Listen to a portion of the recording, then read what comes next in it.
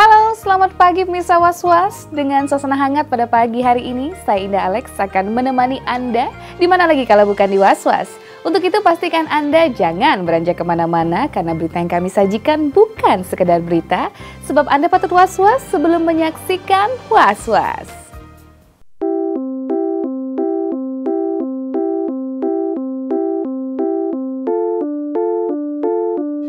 Drama rumah tangga yang dialami Nia dan Yati ternyata tak melenceng dari syair lagu-lagu melo yang acap dilantunkannya. Selama 12 tahun membina rumah tangga dengan Farhad Abbas, ternyata banyak peristiwa pahit yang dialami pelantun tembang gelas-gelas kaca tersebut. Inilah kisah yang selama ini ditutupi keduanya yang pada akhirnya terkuak secara mengejutkan dalam kurun waktu 12 tahun itu. Nia 4 kali ditalak oleh Farhad lewat surat pernyataan yang ditandatanganinya di atas materai. Namun berkali-kali pula Farhad kemudian memohon maaf atas tindakannya itu. Nia pun terus berusaha mengunci rapat-rapat kepahitan itu dari pendengaran publik dan juga orang-orang terdekatnya. Karena Nia berharap Farhad yang usianya jauh lebih muda darinya bisa berubah dan mampu menjadi suami dan ayah yang baik bagi anak-anaknya. Namun harapan tinggal harapan. Dari waktu ke waktu, kelakuan Farhad justru dipandang Nia semakin menggila. Saya yang bertanda tangan di bawah ini nama Farhad Abbas, alamat Kemang Utara 7 nomor 11, menyatakan 1. Bercerai dengan Nia dan Yati sejak tanggal 24 November 2005. 2. Menyerahkan semua harta kepada Anggana Hadi. 3. Menyantuni menafkahi Anggana Hadi 100 juta per bulan. 2007 2 kali, 85, 86 2 kali, jadi 4 kali. Bilangnya surat, padahal sebenarnya itu surat ya bisa aja itu menjadi suatu keputusan hukum, tapi bisa juga tidak. Ternyata dia coba, bukan makin baik, makin gila sih Farhadnya. Kesakitan yang dialami Nia bukan hanya sebatas berulang kali diceraikan oleh Farhad. Menurut Indra Sahnun Lubis, kliennya itu juga acap mengelus dada lantaran tindakan suaminya yang gemar nikah siri. Hal inilah yang menyebabkan hubungan Nia dengan Farhad kian tak harmonis. Bahkan sejak 7 tahun terakhir ini, keduanya telah memutuskan untuk pisah ranjang meski masih acap tinggal serumah. Indra juga membongkar tindakan KDRT yang dialami Nia yang sempat mengalami dibenturkannya kepala Nia ke tembok. Sayangnya, meski sudah sempat dilaporkan ke polisi, namun kasus tersebut tak jelas penyelesaiannya. Upaya Nia untuk terus bertahan akhirnya sampai pada titik nadir. Kesakitan-kesakitan yang dialami akhirnya menjadi dasar bagi Nia membulatkan tekad bercerai dari Farhad yang telah memberinya seorang putra. Kemarin, seminggu yang lalu, baru dia telepon lagi mengatakan sungguh-sungguh tidak akan berubah. Betul ya, kalau kau berubah sekali ini, gak usah bicara soal rumah tangga kau. Makanya tanggal 21 kemarin, saya daftarkan di pengadilan, gugat cerai. KDRT pernah, kepalanya dibentur ke tembok sampai sakit, sampai pakai gips. Udah 3 tahun, lalu 4 tahun gitu. Dan itu dilaporkan ke polisi pada waktu itu. Akhirnya nggak diproses. Ya, tetap melakukan yang menyakitkan. Kawin siri lah, pulang nggak pulang lah, pisah ranjang aja bertahun. Pisah ranjang. Kalau pulang malah timbul keributan. Sampai sekarang dia pulang nggak pulang. Akhirnya Nia 6 bulan yang lalu minta saya untuk buat cerai. Tim Was-Was sempat merekam gambaran hubungan Nia dan Farhad yang sudah tidak harmonis lagi. Hal ini terlihat saat Farhad pulang ke rumah mereka di kawasan Kemang, Jakarta Selatan 2 hari lalu. Nia memilih tak menemui suaminya itu saat mengetahui Farhad pulang kembali ke rumah. Lantas benarkah Nia lebih memilih bersembunyi di salah satu kamar guna menghindar bertemu muka secara langsung dengan Farhad? Saat Farhad tahu jika dirinya telah digugat cerai oleh sang istri, Farhad langsung menumpahkan keluh kesahnya di dalam Twitter. Lantas, mengapa Farhad yang termasuk salah satu pengacara beken di tanah air memilih menumpahkan kekecewaannya melalui Twitter?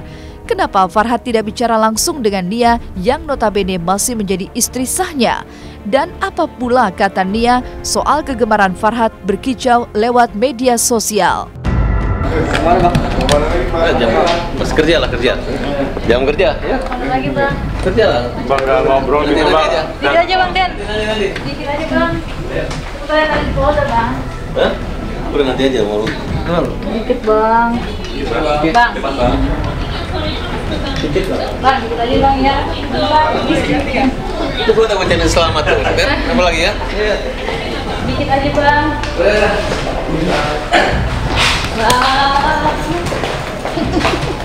Bang, jam 1:30 saya untung udah minum obat, itu belum masuk kamar kan anak saya. kita lagi ngobrol. Bu, maaf, bapak murid kan? Hah?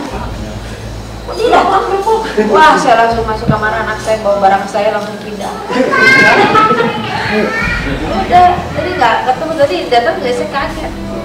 Aneh ya, lucu kadang. Santai siap ya biasa.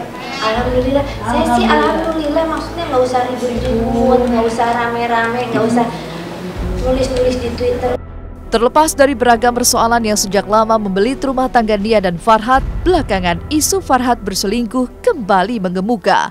Adalah Regina, wanita yang acap diperkenalkan Farhad sebagai juru bicaranya yang dituding sebagai orang ketiga di balik kisruh rumah tangga Nia dan Farhad.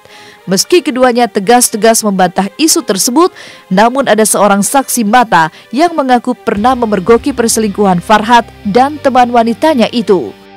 Dan kalau saya Farhad Abbas nih, melihat Farhad, Regina sama Ilal, pasti saya akan tulis Farhad, Regina, Ilal, hubungan lo kayak film ayat-ayat pocong. Aku Indonesia, Rabina dicuri Farhad. Pasti akan gitu kalau saya Farhad Abbas. Ya tapi kan saya bukan Farhad Abbas. Masa saya mesti ngomong kayak gitu? Masa saya mesti ngomong seperti Farhad Abbas? Farhad, Regina, lo kemarin di karaokean di Point Square itu lo salah kamar. Harusnya jangan di karaokean, harusnya di kamar. Aku Indonesia, Rabina dicuri Farhad. Nah harusnya seperti itu kalau saya Farhad Abbas. Tapi kan saya bukan Farhad Abbas, Mas, gitu.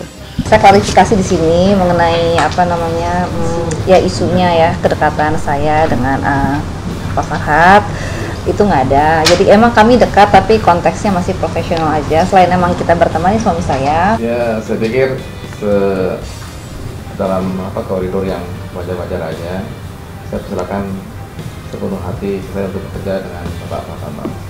Karena kan konteks ini kan sebagai jubir ya, bukan penjubir pada kutip gitu ya. Jadi artinya masih dalam kapasitas bekerja dan tidak mengganggu keharmonisan rumah tangga seperti itu. Jadi saya pikir sejauh dalam pandangan saya masih positif, ya itu saya persilakan. Pastinya, Regina bukanlah wanita pertama yang disebut-sebut sebagai selingkuhan dan istri siri Farhad Abbas. Sebelum Regina, tercatat ada sejumlah nama wanita yang disebut-sebut pernah dinikahi secara siri oleh Farhad. Di antaranya, Rita Tresnawati yang menikah Februari 2001 di Bandung dikaruniai seorang anak laki-laki yang tak pernah diakui Farhad. Sampai-sampai ajakan melakukan tes DNA ditolak Farhad. Selanjutnya, seorang wanita bernama Melani diduga menikah tahun 2004 dan dikaruniai anak perempuan. Dan yang sempat begitu menghebohkan adalah kisah cinta terlarang Farhad dengan Ani Muryadi yang merupakan teman dekat Nia dan sempat menikah pada tahun 2005, namun Ani akhirnya memilih untuk berpisah dengan Farhad. Lantas, apa kata Farhad soal kondisi rumah tangganya dengan Nia dan kabar perselingkuhan yang acap diarahkan kepadanya? Dan bagaimana Rita Tresnawati, istri siri Farhad yang merasa Farhad telah menelantarkan anaknya? Rumah tangga sama Mbak Nia sendiri seperti apa Bang sekarang? Bang, santai aja. Santai aja. Kabarnya keretakan dan akan segera pisah Bang, gimana? Wah itu kan silakan aja. Bang, tapi kalau ada pihak orang ketiga gimana Bang? Hah? Dari orang pihak ketiga. Ayo naik. Orang ketiga yang maksudnya yang mana? Iya. Katanya dari Abbas Nia dan pihak ketiga nih yang memicu keretakan. Ya, enggak lah. Tapi Kalau orang yang punya orang ketiga berarti dia selalu menjaga keharmonisan rumah tangganya agar tidak diributin.